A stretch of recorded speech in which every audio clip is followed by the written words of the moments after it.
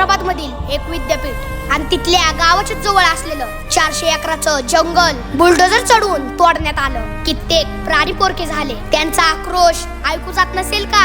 नक्की जंगल तोडून हे लोक कोणचा विकास करणार आहेत? अरे एवढा हवरेपणा, एवढी भूक. जे विद्यार्थी तिथं आंदोलन करतात त्यांना मारहाण करून त्यांच्यावर खोटे गुन्हे दाखल केले आहेत. म्हणजे आता लोकांनी विरोध पण करू नये. सिस्टीमच अशी बनवायची ना की जो विरोध करेल त्याला चिरडून टाकण्यात येतं. याची फळं तुम्हाला नक्कीच भोगावी लागणार.